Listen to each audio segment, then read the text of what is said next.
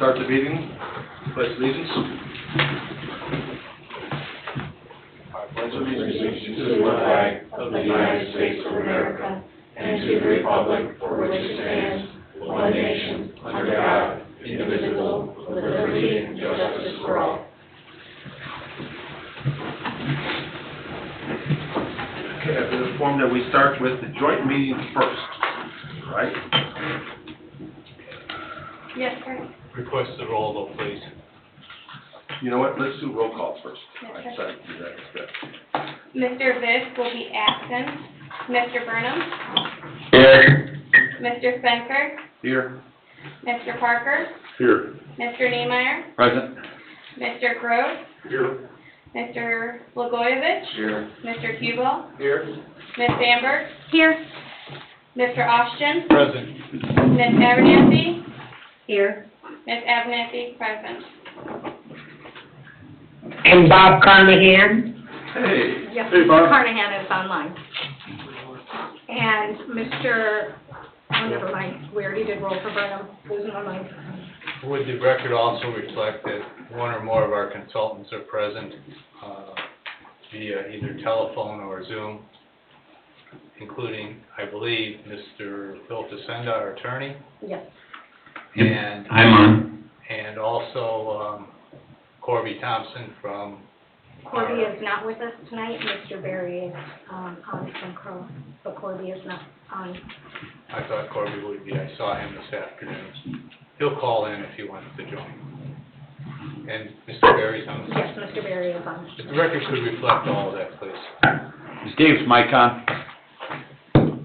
Okay. You're a soft-spoken attorney. Do you want to start with the resolution? Dave? Good. Good. A resolution of the Cedar Lake Redevelopment Authority established to intend to issue redevelopment authority lease rental revenue bonds, approving a proposed lease with the town of Cedar Lake, Lake County, Indiana, Redevelopment Commission, and all matters related thereon. You guys got to roll with me here. I normally start out with once upon a time if I'm doing oral stuff lately. You know, I haven't. It's been a few years since I've been away from this. Go ahead. Well, if we were asking Bob to give us the foundation, it would have some of that once upon a time, and then we got to this day-to-day, and Yeah. it's part of the days that people thought about for a long time. We have our financial folks on the call and on the meeting, and my recommendation is that they provide an explanation of what we're doing with this resolution, as well as the resolution of the Town Redevelopment Commission, Redevelopment Authority, and Town Council. Ultimately, public notices will be provided and hearings will be held on a lease for lease rental revenue bond financing for a portion of the Lake Ecosystem Restoration Project. But may I suggest, and will you consider calling on Mr. Tim Berry and Mr. Phil Facenda? They'll provide the technical information tonight. This is Phil Facenda.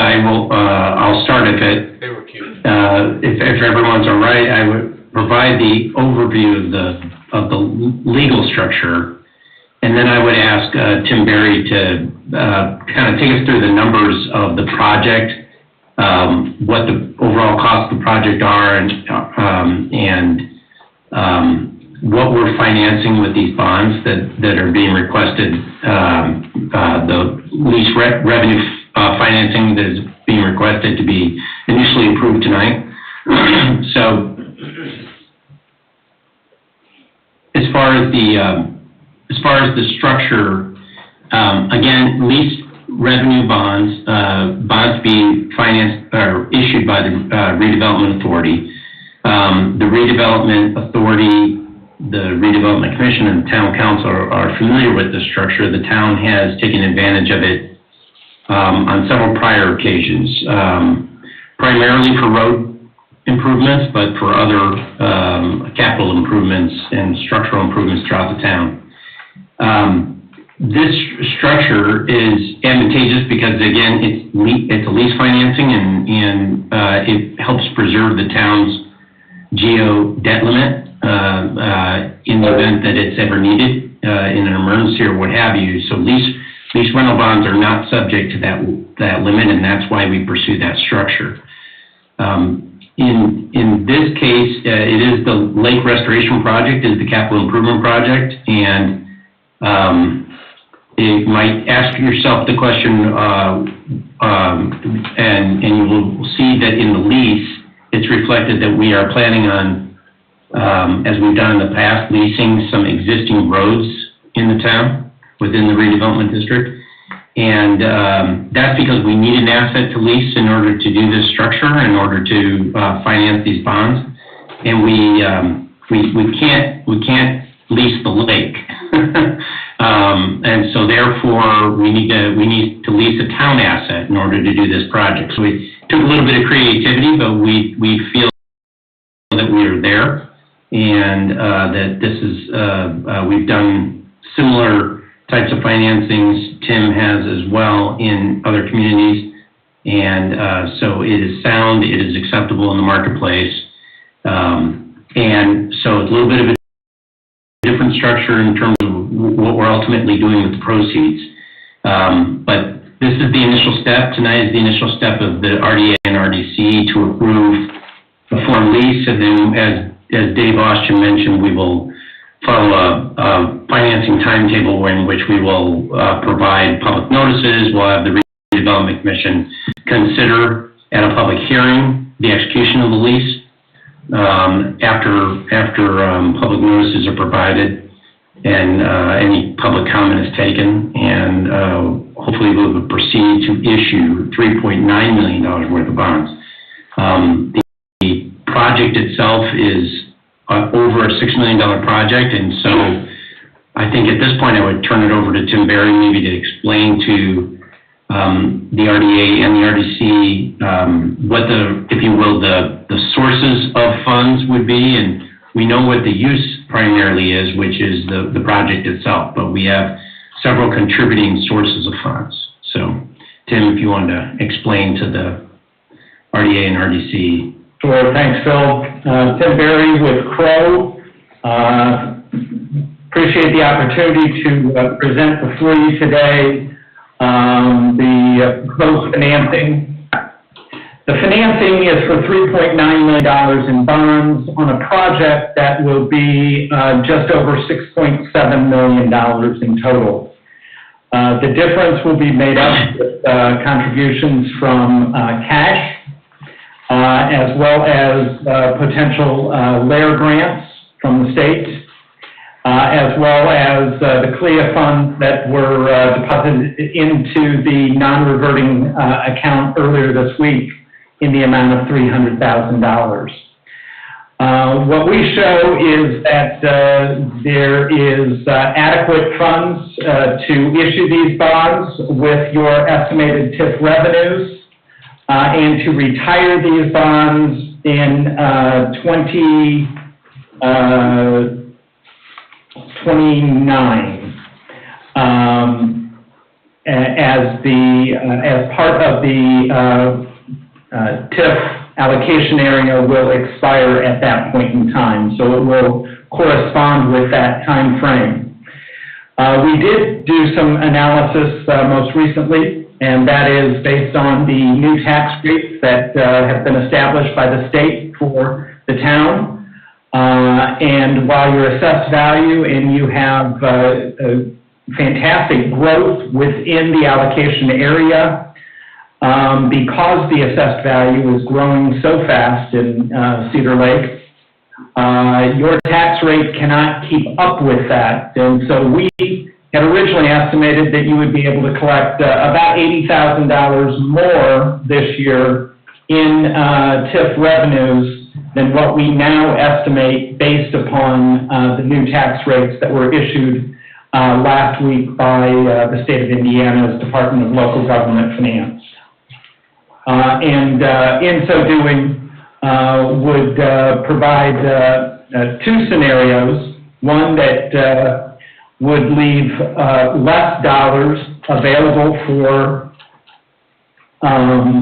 ongoing capital expenditures by the Redevelopment Authority, and another that would provide a larger amount of capital expenditures, and in so doing, put the 2013, or give the opportunity to annually determine whether you would put the special benefits tax on the 2013 portion of the 2020 refunded bonds that you issued last year. And that was a part of the original anticipation when those bonds were issued, that it gave you the opportunity to put the special benefits tax instead of paying those bonds with the use of the TIF revenues. In so doing, that would allow you greater flexibility and greater opportunity to fund ongoing capital expenditures within the redevelopment. And with that, I will take any questions that you may have. Mr. Barry's Randy Niemeyer. Yes. First of all, were you too checking to drive up in the snow today? I was, willing to make the effort. Someone else, suggested maybe we do this remotely. Well, I'm disappointed.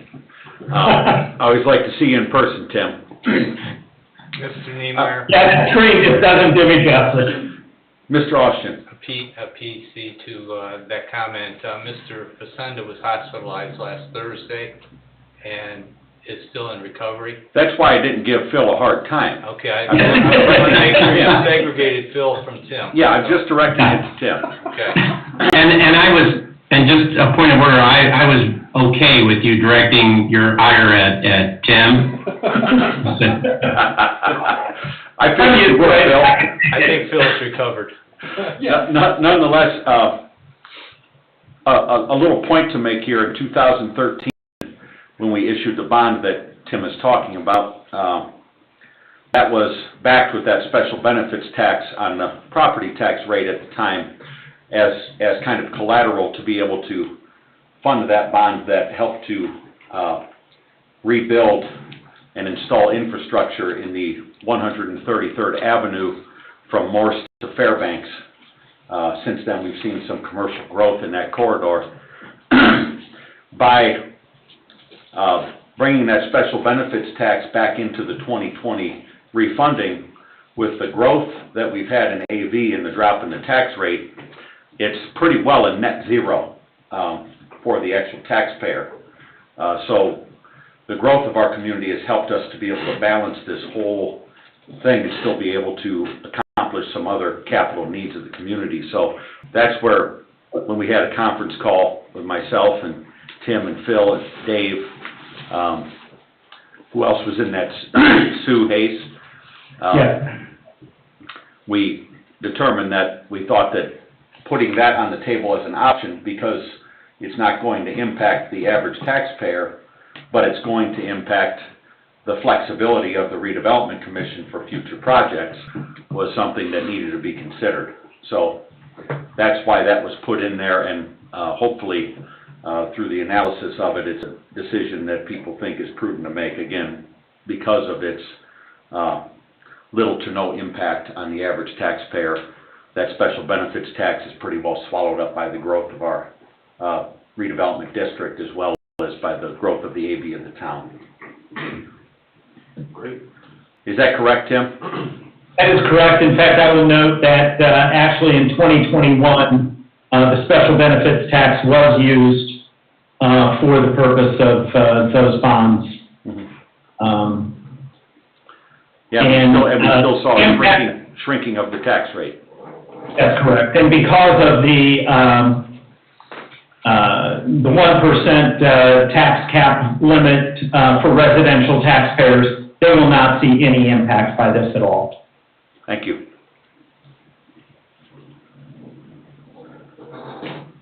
That's great. Where do we go from here, Dave?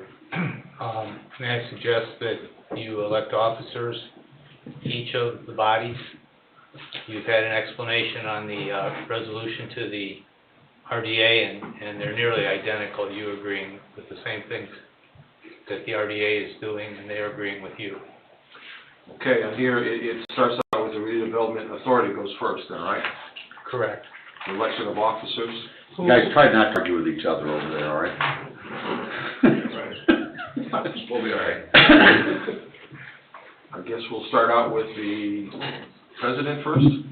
Let them, address that. Bob, I think you were president, weren't you? Okay. It's your show.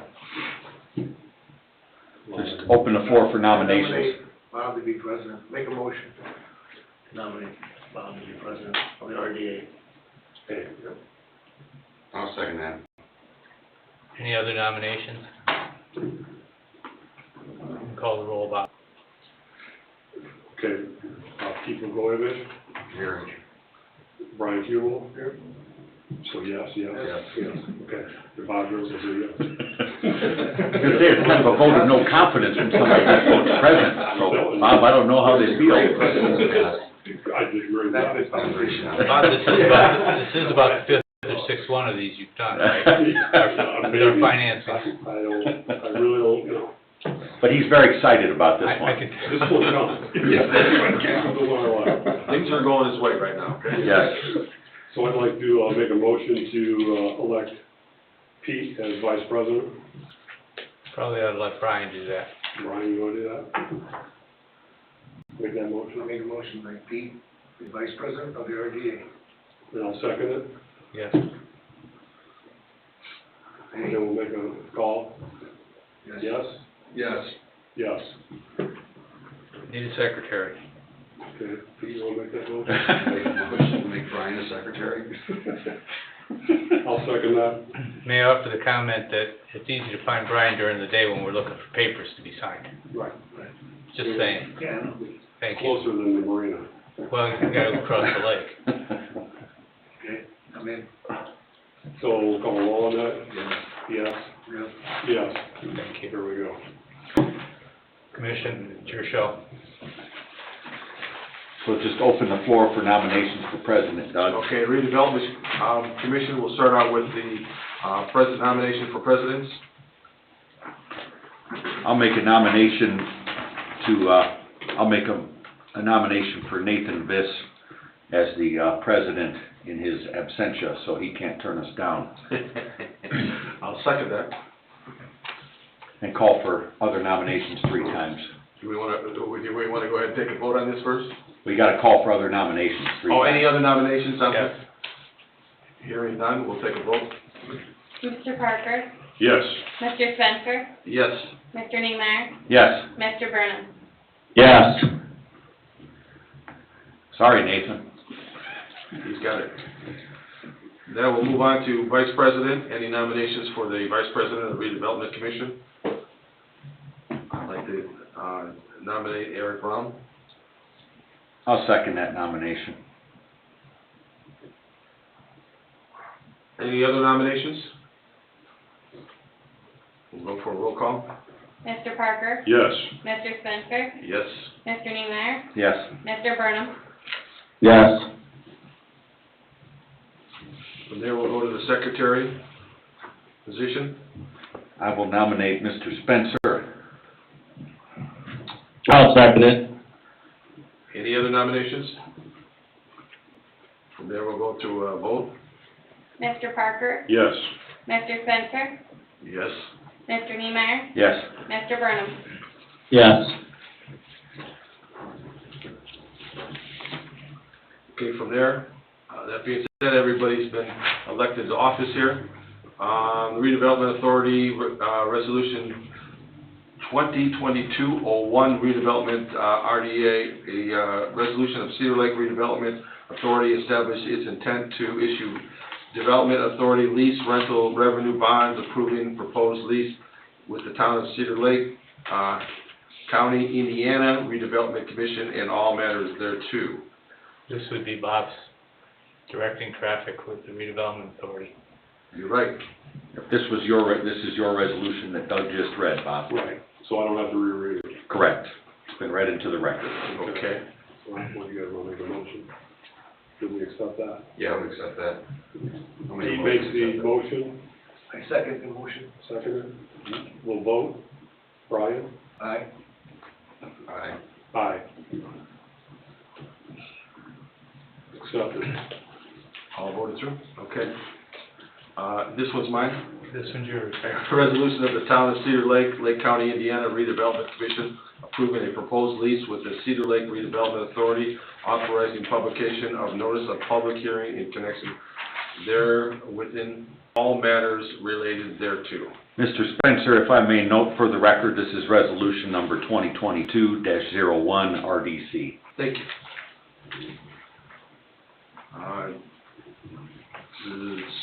So it stands, the resolution, can I vote that in, or is that gotta be?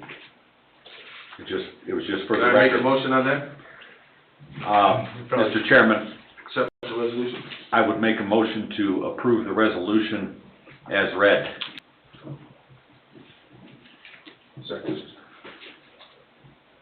I can second that? Probably shouldn't. You're holding the gap. I'll second it. There we go. Thank you.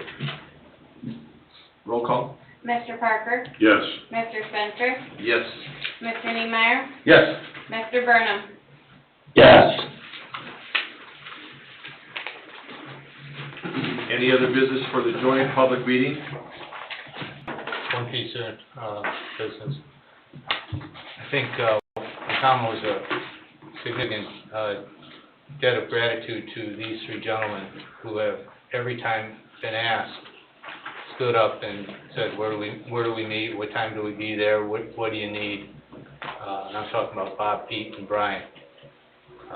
Every time, and this goes back really a long ways.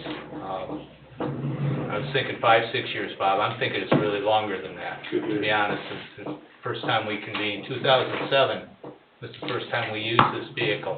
And it's been successful in allowing this community to grow and being the source for the funding to make it grow. Without representatives like this, we couldn't do it. The law permits it, the books permit it, but you have to have the people willing to do it and serve. So, thank you. Well, and if I can add, I know that Bob and Brian for sure have been a part of this effort since its inception. And Pete's been on board with it a long time as well. So there's been some people that, like waiting for the Cubs to win the World Series, have come and gone as well. So we're really happy to have these gentlemen here tonight, but to take this action for the community. It took quite a ways to get here. We went through a long process with the federal government and the Army Corps of Engineers with a project that was frankly unfeasible for the community, but I think that where we landed, going from about a $22 million project to a roughly $6 to $7 million project, and getting what I'd say is pretty darn close to the same results, is going to benefit the taxpayers of Cedar Lake, but also, since this is a state-owned body, it's going to benefit the state of Indiana for a long time. So we're looking to make Cedar Lake a real destination point, once again, as it was 100 years ago for tourism. We wanted to make this a community not just a great place to live, but a great place to start your business, raise your family, and hopefully establish generations of people here like what has existed in the past. So this is a great step in the right direction, and Bob, appreciate your work on behalf of the town from CLIA, all the hard work and the funds that have been raised. Brian and Pete, also appreciate the work that you guys have done as local businessmen and with Bob in being a part of this process and helping us get to where we are. It took a lot of effort from a lot of people, so we're grateful for all of those times that may not have been recognized that have led us to here. So awesome opportunity. I can't wait to have this in front of town council to put the final stamp on it, get the bonds issued, and get that dewatering facility built and start the process of making this a reality.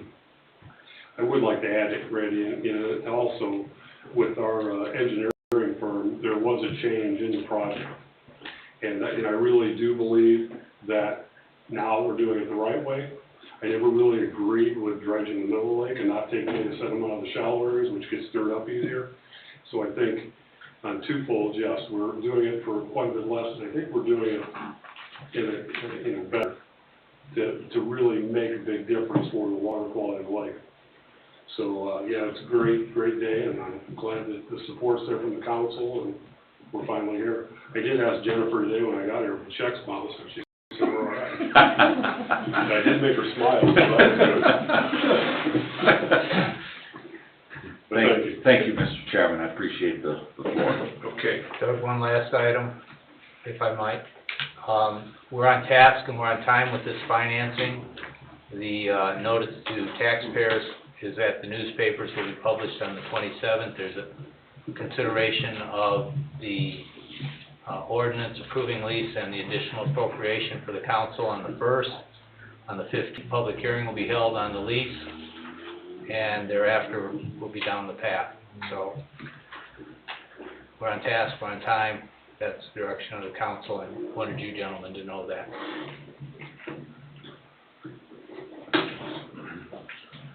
Okay, that being said, any other business for the joint public meeting? Hearing none, we can adjourn.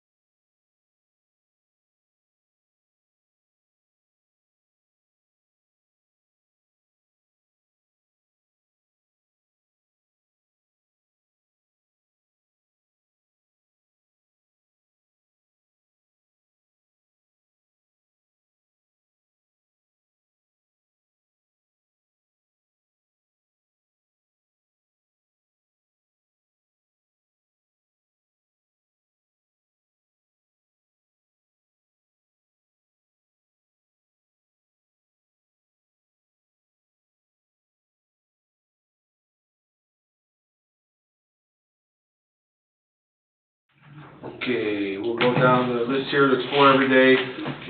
Community recognition, we do not have our representative today, so we'll pass it on to the next. Mr. Chairman, I make a motion to defer. Do I hear a second? I'll second. Okay.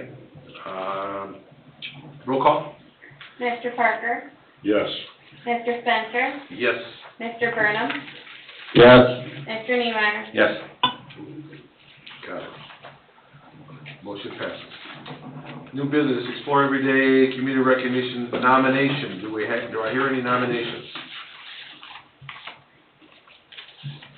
Mr. Chairman, due to the holdover here with the lack of staffing for the BP, and I would make a motion to defer this item to the next meeting. Very good. Do I hear a second on that?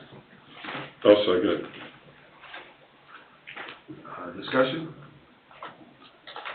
Roll call? Mr. Parker? Yes. Mr. Spencer? Yes. Mr. Niemeyer? Yes.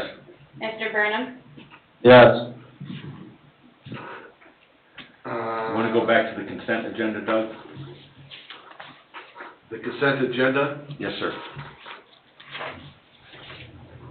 That's item 1, right under the Explore Everyday Community Recognition, is the consent agenda of the Redevelopment Commission. okay, come on, I can get this, I can handle this here. I'm right behind you. Where am I finding that here?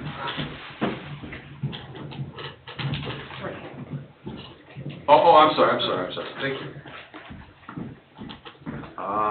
Approval for the, December 20th, minutes meeting there? I'll make a motion to approve those. Let's make that meeting, You can consider since it's on the consent agenda, the approval of the minutes and the claims of Fund 404 and 804. okay, and I will consider the approval for the claims of 404 and 804. I'll amend my motion to include those. I'll second that. For the record, Fund 404 is the amount of $933.66, and Fund 804 is the amount of $730 even.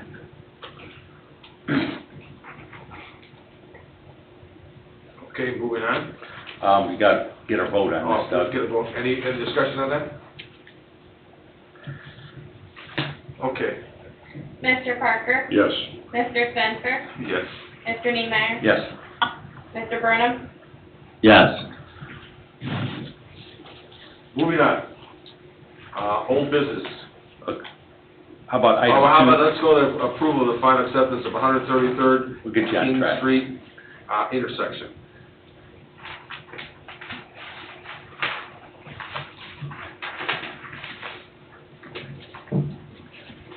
Help me out with a little bit. This is something that Jill Murr asked that I put on the agenda today. We got the final report that's in your packet, came from C-Bell Friday at 4:57 p.m.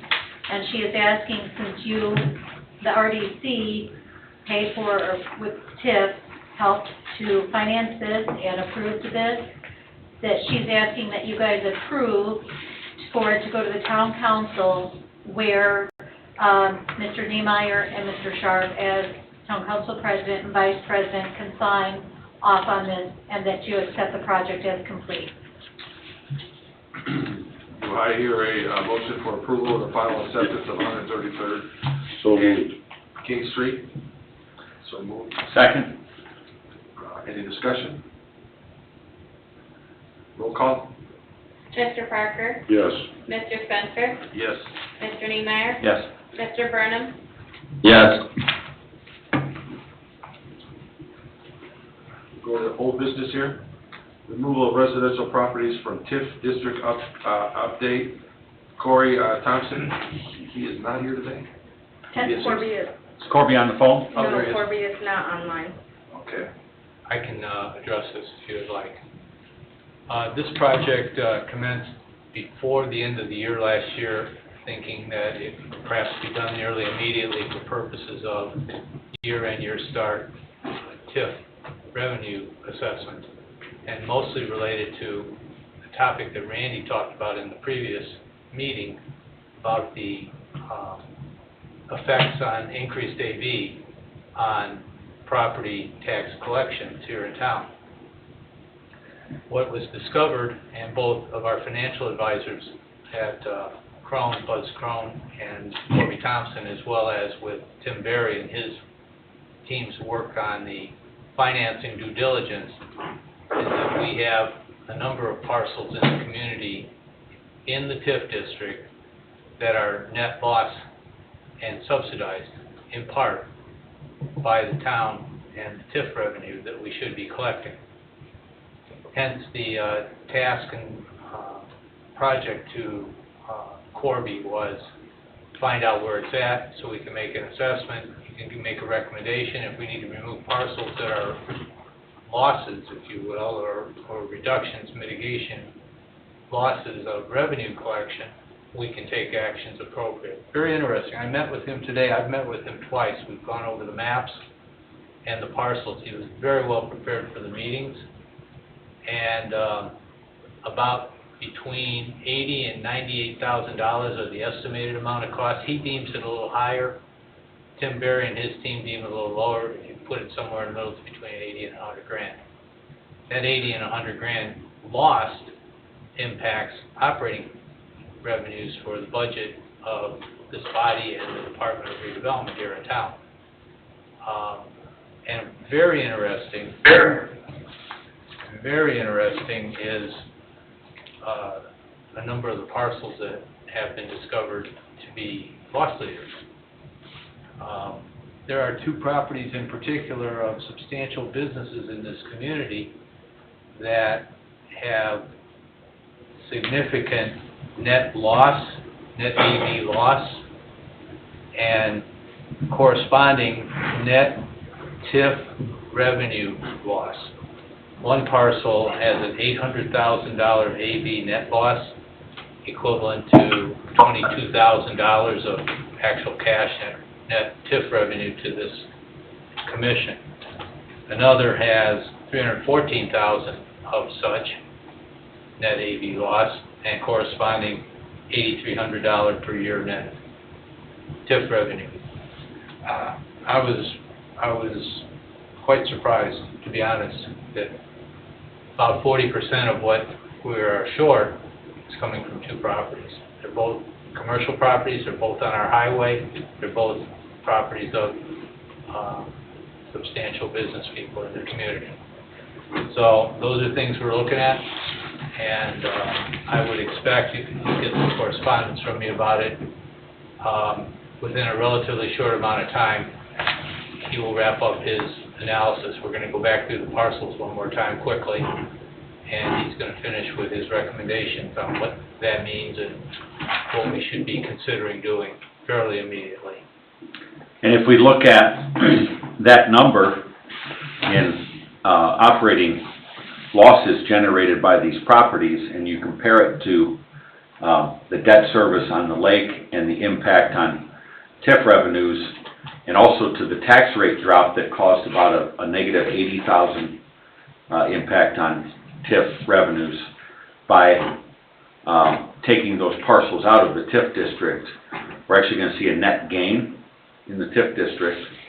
And by moving that special benefits tax back onto that 2020 refunding of the bond, we're going to almost triple our capability at the end of this bond issuance as far as TIF revenue cash balances by doing this. So this is just a pretty easy move to figure out that it's something to support, but it was difficult to dive in and see where those negative draws were coming from. So this is a pretty good project, and I would have never guessed some of these things were having that impact on the TIF district. It's pretty incredible. Yeah, it was actually a little bit shocking for me, sitting there watching and hearing and listening to this and getting the data. But anything can happen in the Magic Kingdom, it usually does, and here we are. So this is not an insubstantial project.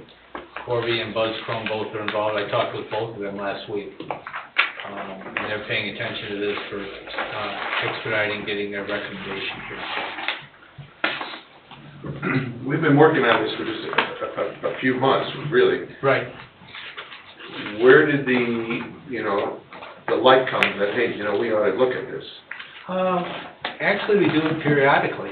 Over the years, periodically that's happened. Well, and our new financial advisor, Crone, when we commissioned them to do the 5-year sustainability plan, dove into every revenue stream. And, they have a tremendous amount of experience with growing communities like ours, being that they're located in Westfield, and they've been the financial advisor for Westfield for years, that they kind of knew what to look for. And so we hired some people that really helped us see what we didn't see. Yeah, that's fair. We have staff members here who paid attention to it when permits are issued, and they're watching and attenuated to those circumstances. But with the flow of business, the volume we have, and the activity level, it's not hard to miss something. And we also don't know. I'm sorry, Randy. We also don't know when people appeal their property taxes, and when those items come off of appeal. You can have an appeal of your property tax, maybe some of you have in serious respects, and it could be a couple of years. before resolution occurs. Not supposed to be that way, but it could be.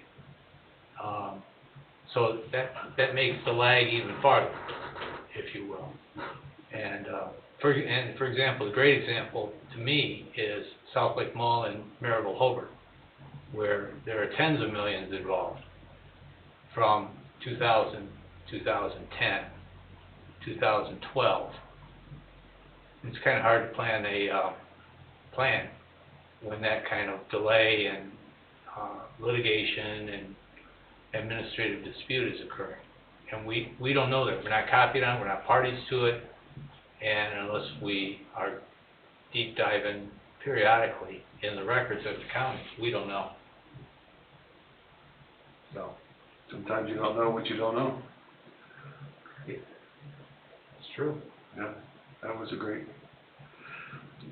Go by. That did pass, right, guys? Old business. This item, I don't believe it's ready for consideration yet. Is that true, Dave? It is not. I'll make a motion to defer. I'll second it. For the record, Corby was in town, and I know he's down in Lowell, but he was in my office today. I don't know if he was here or not, but he intended to be here. I don't know. Either on the... So we'll delay this until February meeting? Yeah, defer to February. Any other discussion? Shall we roll call? Mr. Parker? Yes.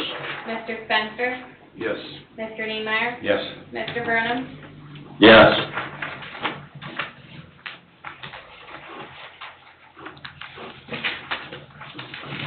Moving on, we've got clerk treasurer's funds report.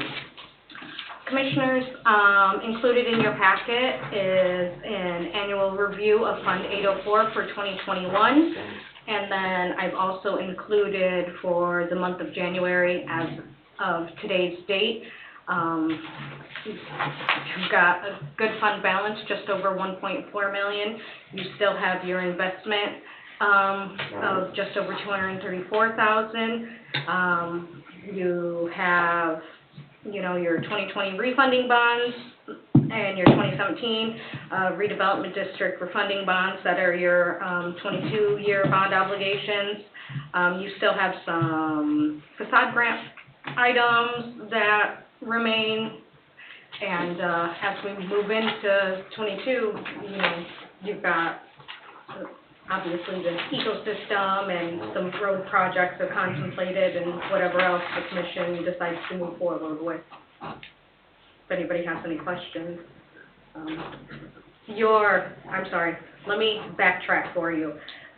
Your fall settlement, while not as significant as your spring settlement, it was still quite a significant settlement. The fund took in just over $467,000, which was more than I anticipated. My estimate was around $450,000, so the fund's doing well. Yeah, for the record, 2021 net cash balance to start the year was at $1,188,061.20, and finished minus the investment of $233,901 at $1,447,455.83. So we saw significant growth in that fund by a tune of almost $500,000. So our district is healthy, yet we have a lot of projects that impact the community that come out of this, so we have to be prudent in what we do here. Our financial advisor would tell us that we're straining it, and he's being very cautious and conservative in how he's analyzing going forward, such that we do not find ourselves in positions where our financing can't be done. So we've got to have the right reserves, and the right monies have to be held. Yeah, it takes coverage. Coverage is important. So please know that your consultants are working really, really hard at those parameters, if you will.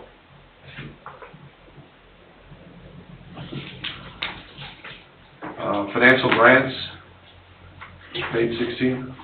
Facade? Facade grants? I'm sorry, facade grants, yes. So I thought, Once upon a time, go ahead. I Facade grants. don't have anything on that. You haven't had any new applications come in yet. It was advertised through the chamber and also in the front foyer in the bulletin board Yeah. for the $80,000 that you guys decided to go ahead and go with for 2022. No new applications have come in. We have 3 outstanding, one from 2020 and one from 2021 by Mr. Lindenmulder that you just extended. And then also we have the Porter Brothers for Cedar Lake Storage, which has also been extended. So those are still 3 open grants, but they're not expected to close out anytime soon because of the delay in supplies and of course the time of year. That money should come from the 2020. Correct. So it's being held in expenditures. Okay. Got it. Yep. So does that mean it's being held as though it was in reserve and set aside? I believe so, Jen. Is that how it's being held? So that's how we're As an keeping encumbrance? track of it on the spreadsheet, but within our actual system, it'll come from what that total fund balance is. Because the way our purchase order system works, it only takes from expenditures, and since we can't put in a purchase order really for this, that's how we monitor it on the spreadsheet. So, like for that 2020 holdover, the initial award was $25,000, the not to exceed amount. So let's say everything was good to go at the next meeting, that $25,000 would come off your current fund balance. You know, I realize this is an important item for the commission, and it's important that TIF monies be used in ways that are rehabilitative and of benefit to the resurrection of the community. But right now, it may not be the time to be expending for the next month or 2 or 3 funds that are not yet spent until we get past bond issues, where we will know exactly what the cost is, what the coverages are, what the debt service will be. There are not to exceed numbers in the documents you'll see. When you read them, you'll see that. But the not to exceed numbers are also conservative, taking into account interest rate circumstances that could occur. So I know it's kind of an admonition. I'd probably say it once or twice a year, but this is time to be conservative, and cash is king, and squeeze it tight, and let's keep our focus on the capital component versus the smaller and not as consequential type things. Good point. Okay. Ask for public comment. Public comment, going twice. Public comment, hearing none. We can move to adjourn. And they bang the gavel. Okay.